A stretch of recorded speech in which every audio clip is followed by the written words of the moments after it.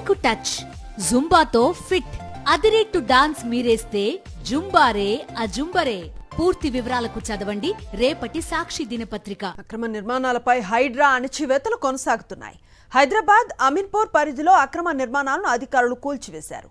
హైడ్రాకు ప్రభుత్వ చట్టబద్ధత కల్పించడంతో ద్విముఖ వ్యూహంతో అక్రమ నిర్మాణాలు కూల్చివేస్తోంది. ప్రభుత్వ భూములను కాపాడటం, చెరువులకు పూర్వ వైభవం కల్పించాలనే ఉద్దేశంతో హైడ్రా అధికారులు అక్రమ నిర్మాణాలను నేలమట్టం చేస్తున్నారు. ఇదే అంశంపై మరింత సమాచారం అమీన్పూర్ నుంచి మా ప్రతినిధి విక్రమ్ అందిస్తారు.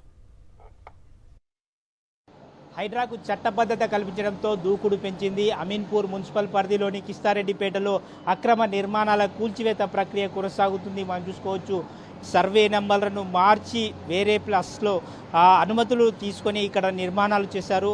సర్వే నెంబర్లు ఒక విధంగా ఉన్నాయి. అనుమతులు తీసుకొని భవనాలు నిర్మించిన ప్లేస్లు మరో ప్లేస్లో నిర్మాణాలు చేయడం జరిగింది. మనం చూసుకోవచ్చు, సర్వే నంబర్ 164 కిస్తారెడ్డిపేటకు సంబంధించిన ప్రభుత్వ భూమిలో ఈ అక్రమ నిర్మాణాలు చేపట్టారని చెప్పి ఈ భవనాలన్నింటినీ కూడా కూల్చివేస్తున్నారు. ఇక్కడ 3 భారీ భవనాలన్నింటినీ కూడా కూల్చివేయాలని చెప్పి హైడ్రా అధికారులు నిర్ణయించారు. మనం చూసుకోవచ్చు, కూల్చివేతల ప్రక్రియ శరవేగంగా కూలుస్తున్నారు.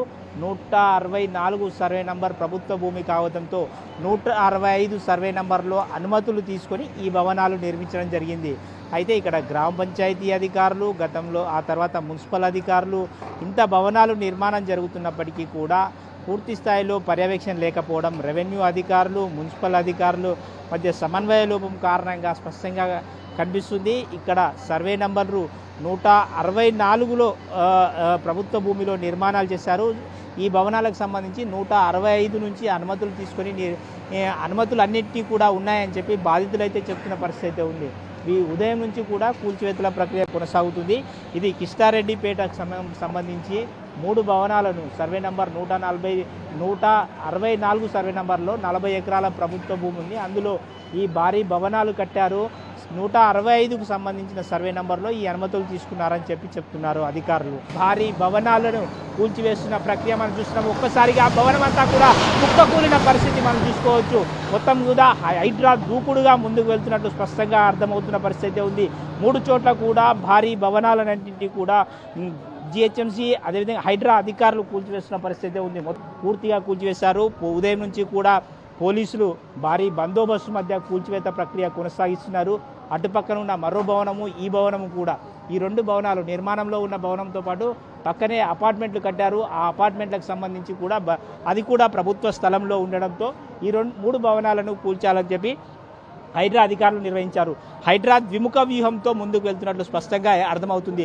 ఒకటి చెరువుల పరిరక్షణ, రెండవది ప్రభుత్వ స్థలాల పరిరక్షణ. ఈ 2 పాయింట్ల మీదనే ముందుకు వెళ్తున్నట్లు ద్విముఖ వ్యూహంతో ప్రభుత్వ స్థలాలను ఒకవైపు కాపాడుతూనే మరోవైపు బఫర్ జోన్లో, మరోవైపు ఎఫ్టీఎల్లో చెరువుల బఫర్ జోన్లో ఎఫ్టీఎల్లో కట్టిన నిర్మాణాలను కూల్చుతున్నారు. చెరువుల పరిరక్షణ వైపు దృష్టి పెట్టినట్లు స్పష్టంగా అర్థమవుతుంది.